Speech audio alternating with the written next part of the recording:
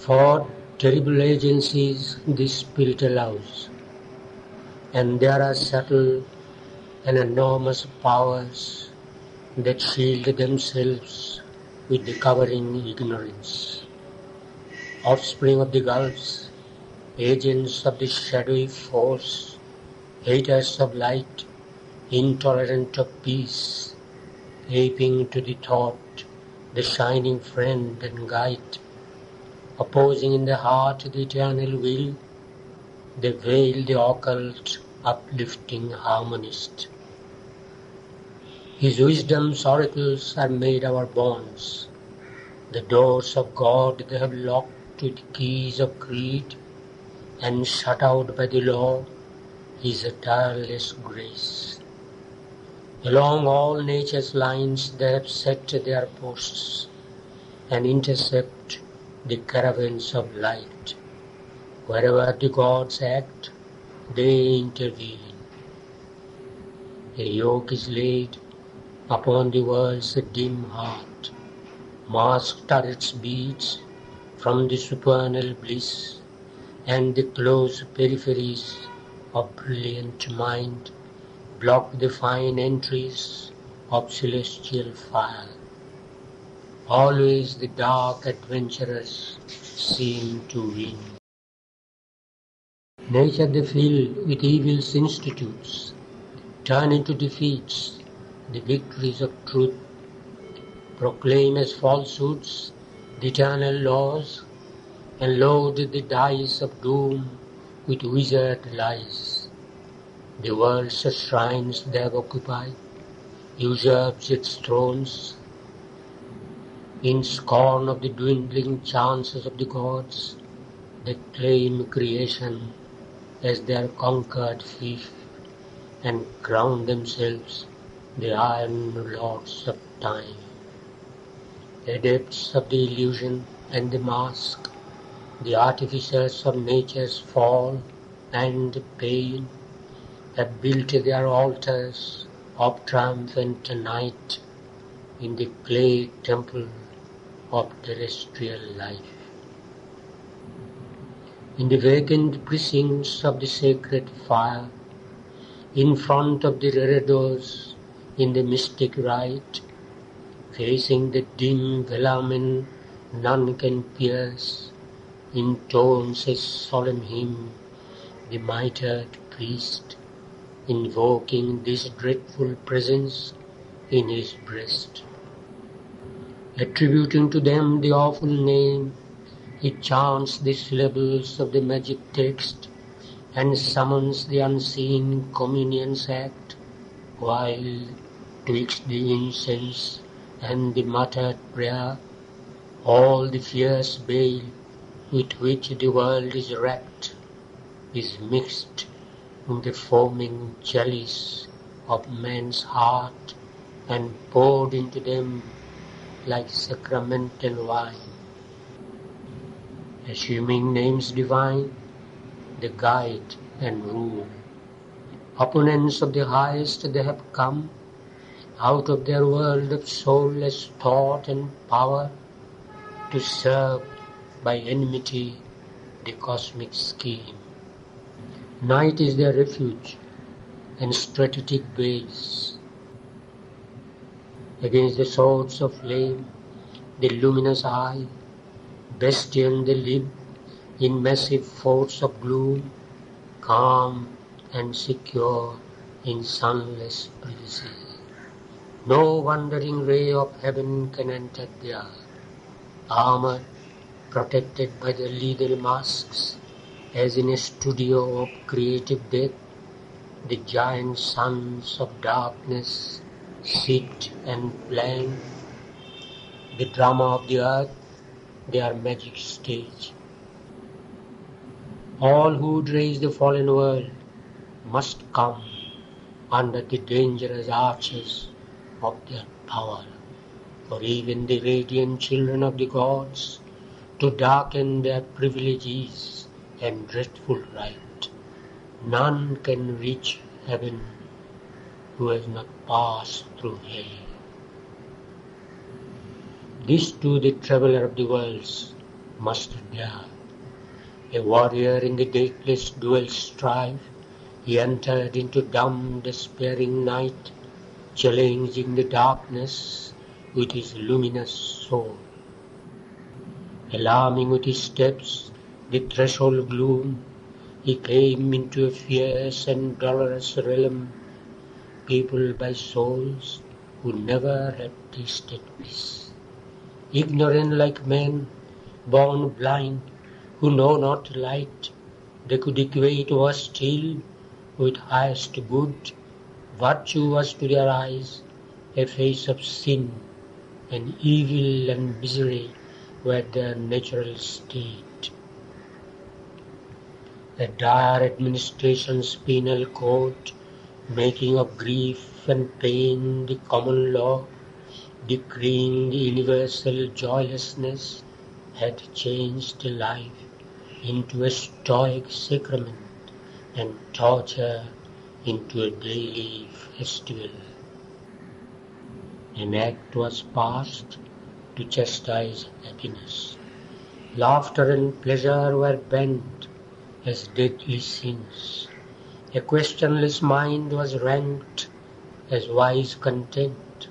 A dull heart's silent apathy as peace. Sleep was not there. Torpor was the sole rest. Death came, but neither respite gave nor end.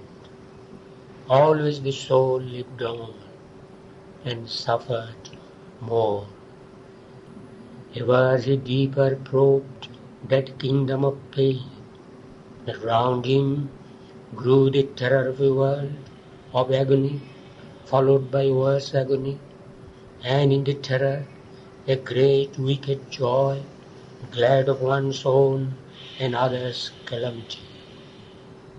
There, thought and life were a long punishment, the breath a burden, and all hope a scourge, the body a field of torment, a massed unease.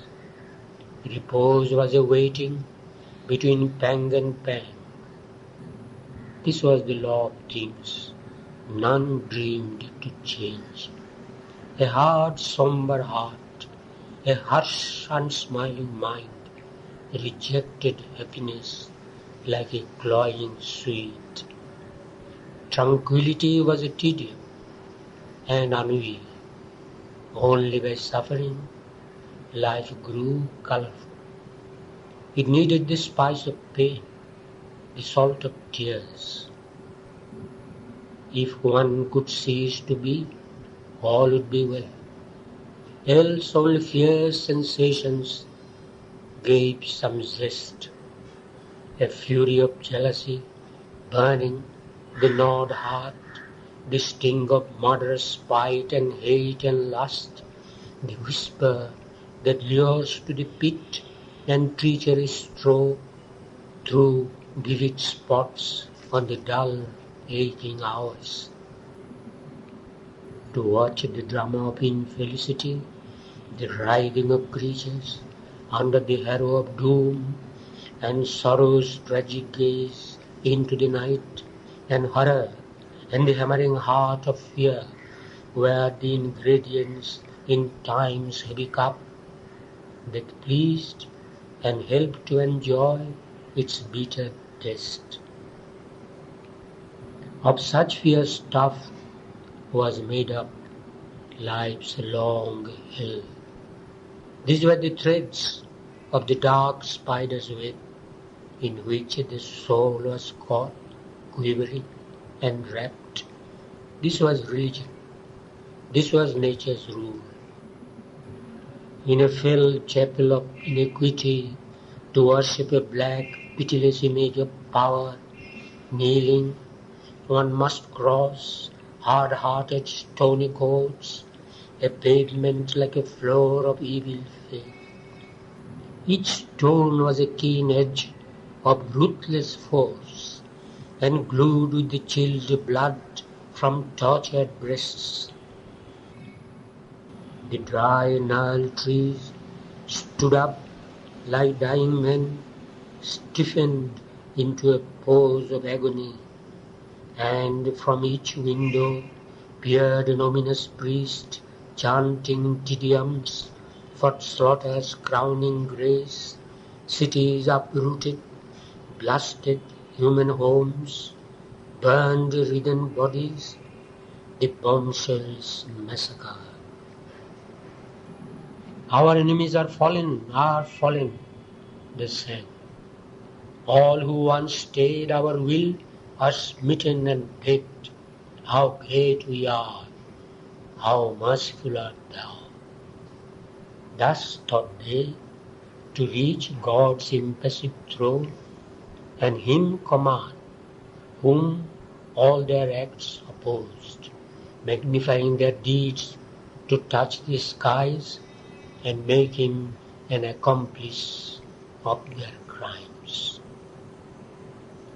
There no relenting pity could have place, but ruthless strength and iron moods that sway, a dateless sovereignty of terror and gloom. This took the figure of a darkened God, revered by the racked wretchedness he had made, who held in thrall a miserable world and helpless hearts nailed to unceasing woe, adored the field that trampled them into mire.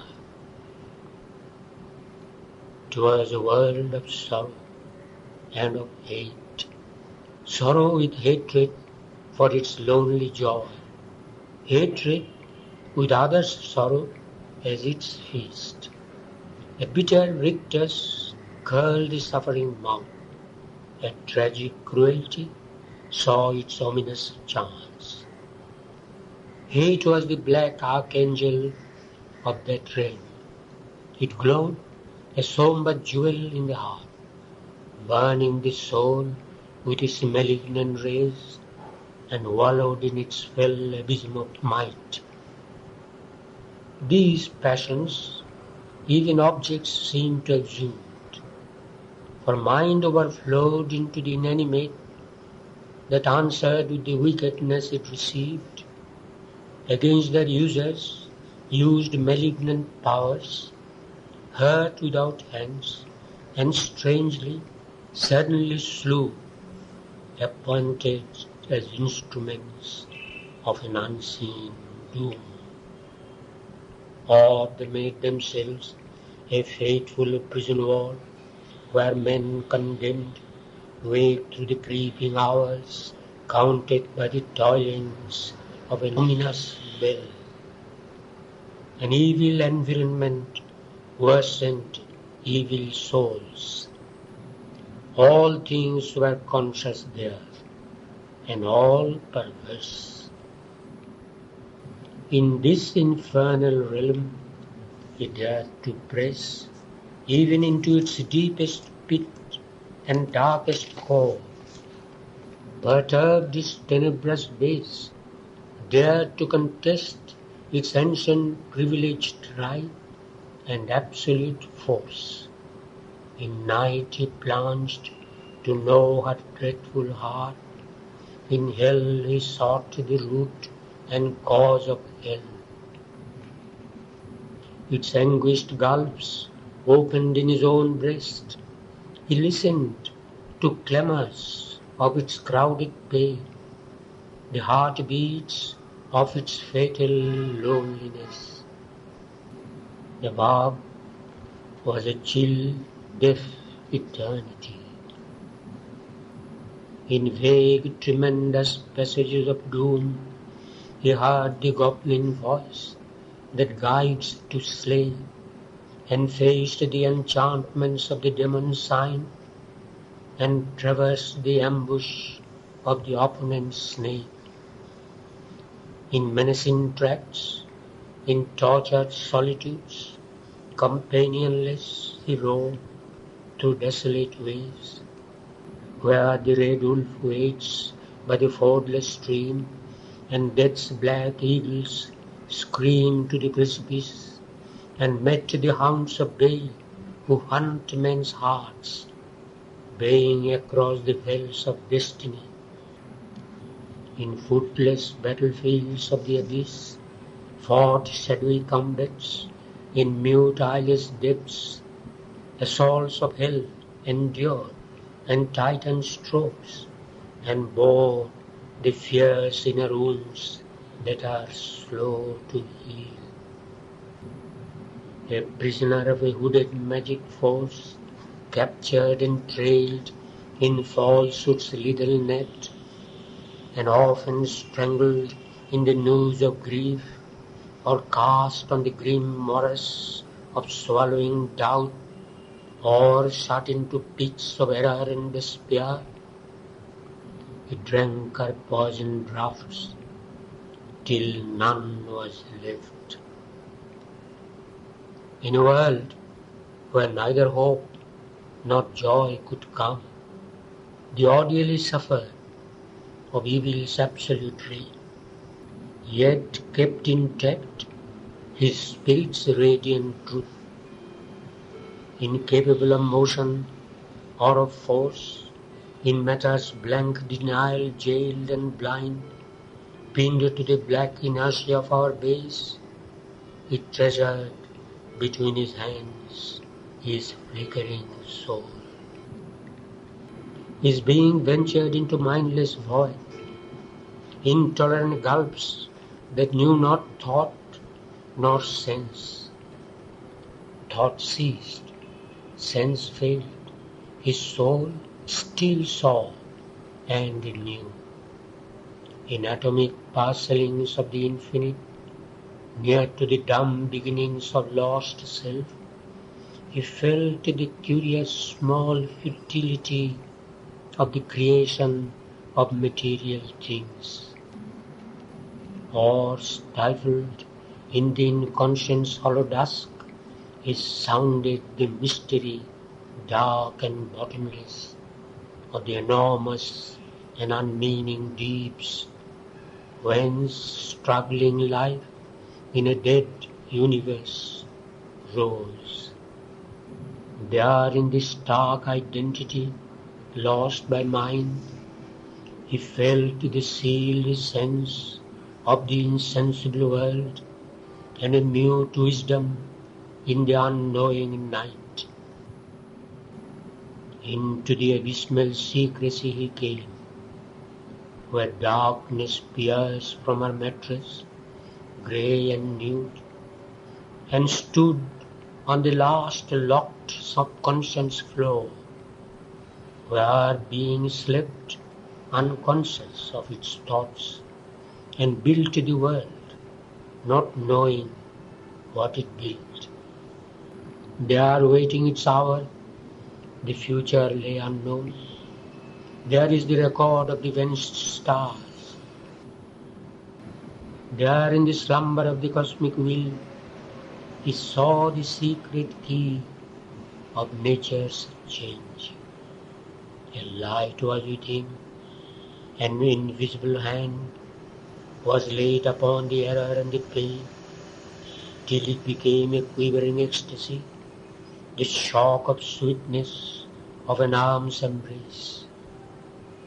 He saw in night the eternal's shadowy veil, knew death for a cellar of the house of life.